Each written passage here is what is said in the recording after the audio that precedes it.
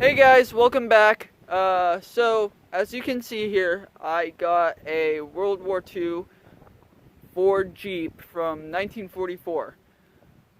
So it's definitely a restoration project. It's not running right now. I'll show you the engine in this video, but I figured I can do a series while I'm restoring this. So day by day, showing you what I'm doing to restore it and what I have to do. So I hope that'll be interesting. If it's not, oh well. Anyway, so today I'm just gonna do a walk around and I'm gonna clean up the Jeep, and I'm gonna show you that. But stay tuned for the later videos to this Jeep. I'm still going to do my videos on my uniforms and stuff like that, but I'm going to do a whole series on this Jeep also, so stay tuned for that. Alright, so let's start with the windshield here. This is definitely a post-war windshield because it doesn't have the middle bar across here. I'm not sure if it was one pane or two panes, but it doesn't have the bar across here to make it a two panel or whatever windshield like they did back in World War II. And this is all obviously post-war, added by the guy who bought it probably at a surplus auction right after the war. But it works, so for right now I'm going to keep it on there. I am going to change it at some point to the authentic looking one that it would have been looking like back in World War II. Sorry. But for right now it should be fine. This is one of the things I'm going to clean first because it's dirty and has it has a lot of algae, stuff like that. But yeah, it's has a few rust holes, but it's been sitting out for a little bit, so I'm going to talk about that later on. Anyway, so onwards, we have bottom here. Bottom here isn't too bad. It's rusty, but it can hold my weight. We'll probably still have to put reinforcements under it, but this is fine for right now. We have this. These are crudely made holes. I don't know whether in the factory, probably not, but or the farmer or the guy who bought this right after the war at surplus did this. I'm not sure. Who knows? But I think this is for the gas, because the gas tank went right under the driver's seat here, and it was metal, so yeah, not very safe, I know. But it went under here, and then it went under and, you know, did what I had to do. Anyway, so there's that. We have this here. That's for the gas. I can show you. Here's the gas tank here. It's not part of it. This is where you open it and then put the gas in from the jerry can or whatever.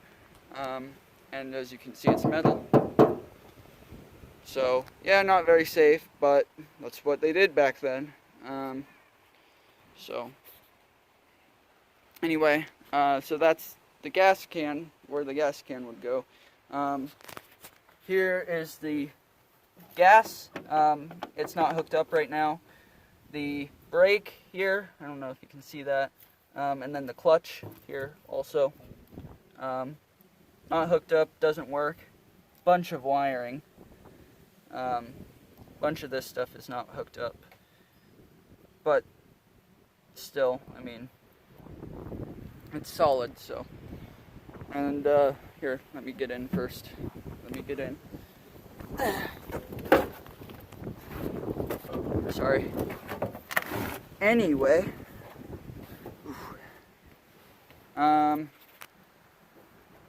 here we have the steering wheel. This is post-war also, probably from a 50s truck.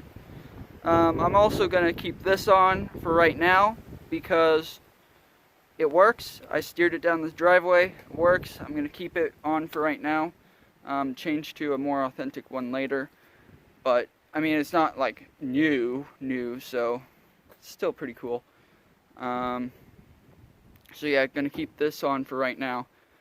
I'm just going to worry about getting it up and running first before the looks.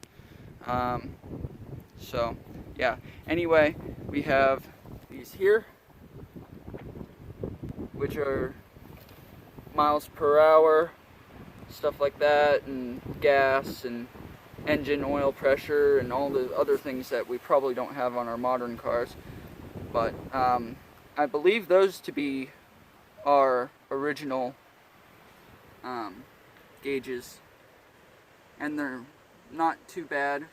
Some scratching, but they're not cracked and stuff like that, so which is nice. There's some things that are out and they're not on. We have this keyhole, and we have the button to press, stuff like that. A lot of the things are out of the hole or whatever. Anyway, I'll show you how to start it. It's not going to start, unfortunately, but whoops. But it's I'll show you how. The original key here, and then go in here, put it through. Maybe the others. Yeah. Here we go. Turn it, and then go down here, and then press that button, and it should start. Earlier ones from 1941 actually didn't have a key, and they just you just pressed the button and it went. But I think, out of my research, that by 1941 they also had keys. So if I'm wrong, then they were added on later for civilian use. But my belief is that they added keys for the Army by 1941. So, but yeah, it's pretty cool. Definitely don't see this anymore. So, all right.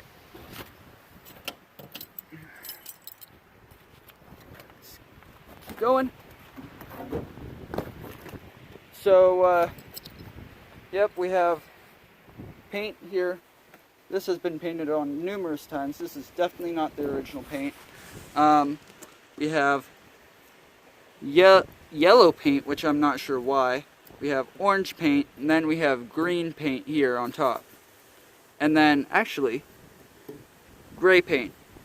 Now, unfortunately, we'll probably have to take all of the paint off, even the original, because the paint's not in really good condition, and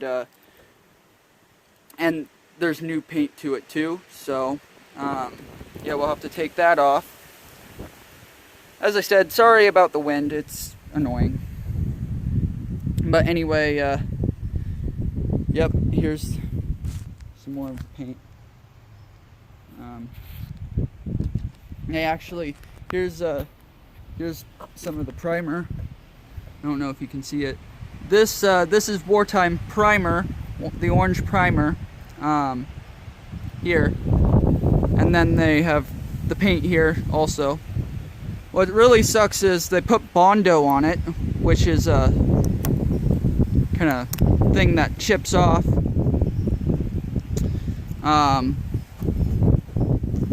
Once it's put on there for a long time. But that tells you it has a problem, unfortunately. But we'll have to take that off and immediately put paint back on. So yeah. Anyway, this used to be storage area. They unfortunately welded it back together, or welded it together, so I'll have to unweld that somehow. Oh, we have this thing here is the spare tire holder. So back here, I know this is the wrong thing. This is for the jerry can. This should be over here, and this thing should be over there. So I'll change that. But this would go here, and then it'd hold the spare tire on the back. So that's pretty cool. And then this, I think, is the radiator. I'm not sure. As I said, I'm not really a car guy, so I think that's the radiator though. So anyway, here's the back. Some more of the Bondo stuff. Just anyway, here we have, this is added on later, I think, definitely. But what sucks is, I think this came down, I'm not sure, but I think that this came down and they welded it together, so we'll have to unweld that too. But this is definitely a restoration project. Back lights look okay. Then we have some of the other paint. Now this is interesting. This may be the original paint from World War II, the light blue, grayish color, and it may have been a Navy one. Don't quote me on that, but maybe. Navy Jeep. Yeah, most of these Jeeps from World War II never went overseas. If you find them in the US, they usually didn't go overseas. They were probably one in surplus, in a storage unit or whatever, or on a base here in the United States. Most of the Jeeps that went over there to Normandy or over to the Pacific Theater usually stayed there because, one, the car companies didn't want the military Jeeps coming back and, you know, getting sold, and that would hurt the car companies. And also, it was just expensive to bring them back after the war. They did that for World War II, Korea, and Vietnam, so it's just too expensive. So they left them. They left most of them overseas, either on land or in the ocean. So dumping in the ocean. So this is also a storage container thing. This has a key. We've been trying to get into it. It's not welded together, thank God, but we'll try to get into this too. Maybe I'll do a video on that, but don't know what's in there. Maybe something really cool. Anyway,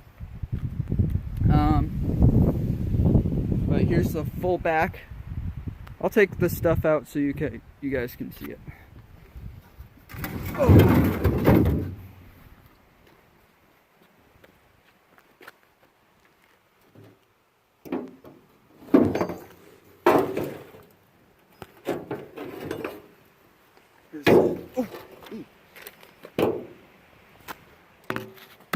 One sec. Here's the throttle here. Yeah, that's out. Anyway, we have another gas cap. Definitely post-war, but to an old truck maybe. Who knows? It's pretty interesting. But yeah, here's the back. Actually, in pretty solid condition. But yeah, pretty neat.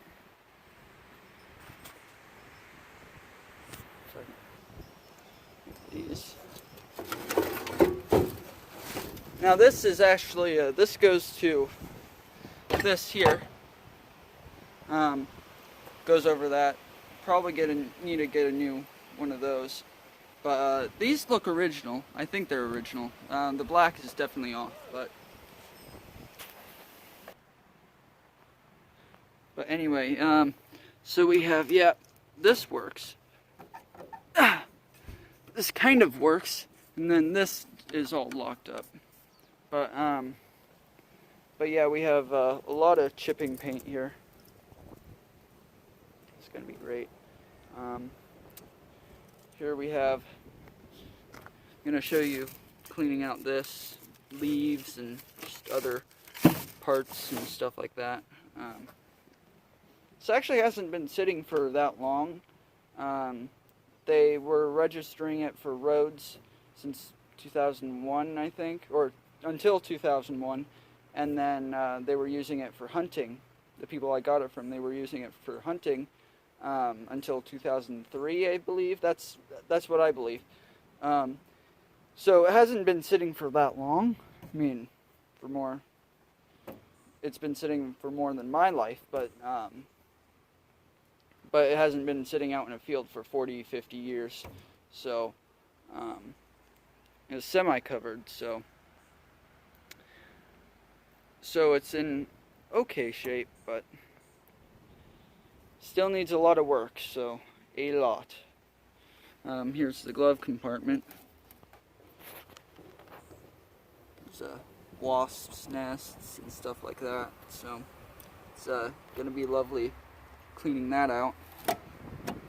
We have the data plates, yes, all painted over, so that's gonna be great. So the data plates would have the year that it was issued, where like stuff like that. So we'll have to take that off very carefully, strip it with something that'll hopefully not destroy the information that's on it. So I'll do a video on that also. Stuff here. Yeah, the floor here is pretty good. It has a hole here. Not sure what that hole is for, but it's obviously cut. But here, let's look under. Stuff like that. There's that. That's nicely greased. Jeez. But it's going to take a lot of work. These are obviously new tires over here. Fortunately, we have the combat rims, original combat rims down there, so should be fine. Nest. Anyway, this step here is pretty loose, so I'll have to weld that. Along with, I'll have to weld this too. This is pretty soft. So I have to weld that. Let's see. We have the hood here. And then this is pretty interesting. Probably after the war, because this is newer paint. That has numbers 3, 7, 4, 8. I have no idea what that means, but scratched in. Don't know if you can see that. Anyway. As I said, we have the original combat rims to it. What's nice is that you can pop your tire and it'll still go because it has tubes in it. It's whatever it's called, the inner tube kind of thing. So that's really nice. These things are kind of hard to drive in. I heard, because they're thin, but for just driving around town, I think it should be fine. Obviously, this is newer. For four-wheel drive, you'd have to stop the car and turn this to change from two-wheel drive, whatever, to four-wheel drive. So that's pretty cool. We have the back tires for it. It was really nice that they kept the back tires. So, and then we have this pulley. I can't remember the official name. As I said, I'm not really a car guy, but this is after the post-war, and I don't think it works. So I'll take that off. But yeah, let's. Oh, and here's the grill. This is obviously a post-war grill also, because in World War II they had inset lights, so the enemy couldn't see you from the sides as well if you had your lights on at night. But for civilian use, they changed it. They sold grills like this that could take lights that are big, for obvious reasons, safety, and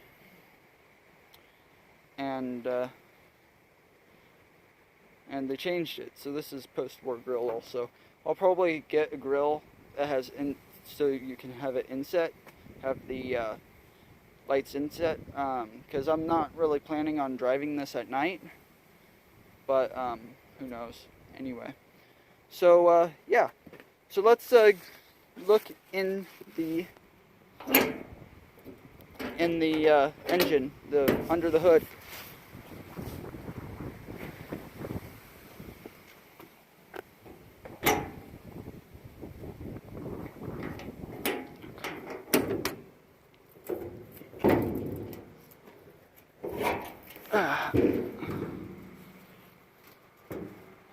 Now we have this engine.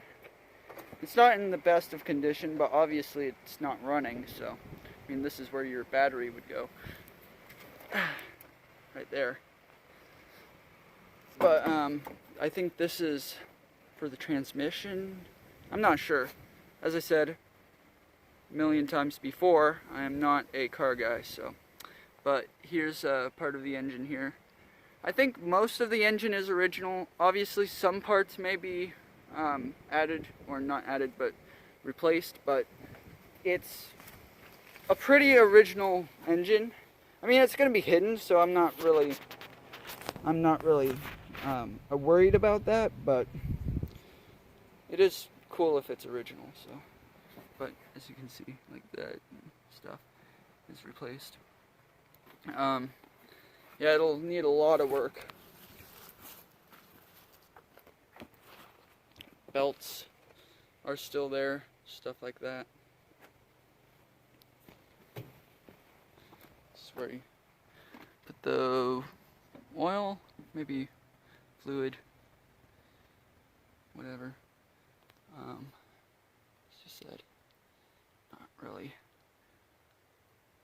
This'll get me into learning about cars, that's for sure.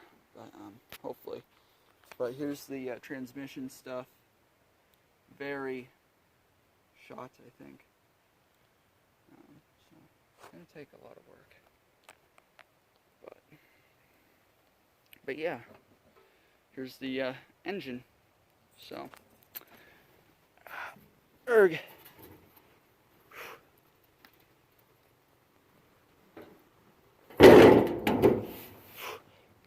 Anyway, this is how you lock it up, whatever. Anyway, I'll do that later. So, and a cool feature on this I forgot to mention is that you can take the windshield down and put it down here. I'm sure you guys know, but you can put it down here so you don't have to have the windshield up, which is pretty cool. So, yeah. So, what I'm going to do now is I'm going to clean out this area, and I'm going to clean off this. So, keep watching.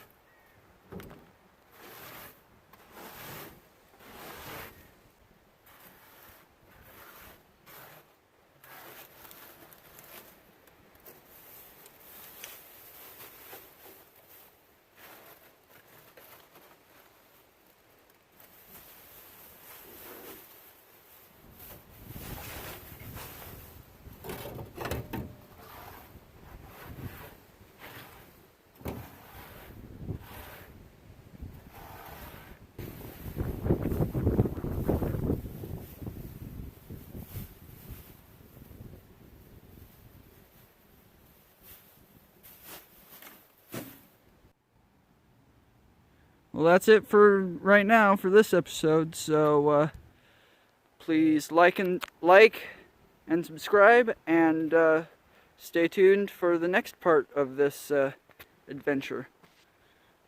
See you next time.